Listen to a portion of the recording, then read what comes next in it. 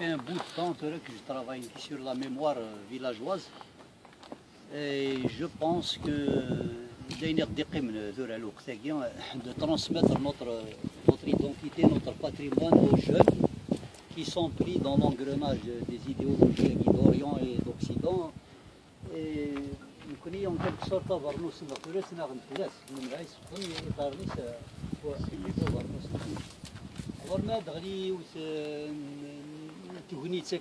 une force comme celle-là de cultiver la diversité, de se remémorer et de célébrer la mémoire d'un des nôtres, quelle que fût cette personne, agnostique, athée, incroyant, anti-religieux, anti-clérical, tout ce que tu veux, c'est bien, entre parenthèses.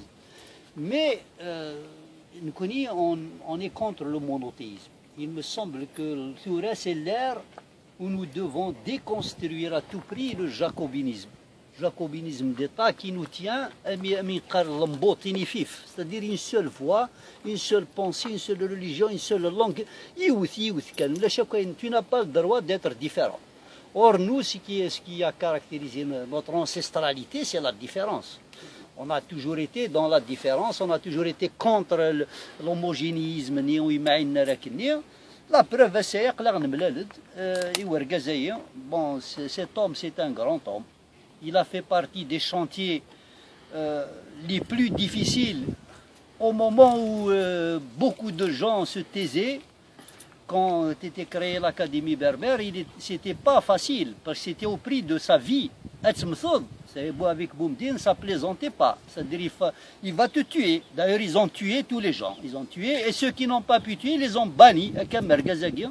Ils l'ont banni au point où il n'a plus le droit de mourir sur son sol, ni d'être enterré sur son sol. Alors, quand on arrive à ces extrémités, il est toujours condamné à mort. Il meurt, hein, mais la condamnation à mort, mais elle est toujours là. La mort, ce n'est pas morte. C'est incroyable. Quand on arrive à ces excès, dans un pays, avec Boumdine, il est arrivé même à cacher les ossements du colonel Amirouche. Donc c'est de la perversion, c'est de la folie.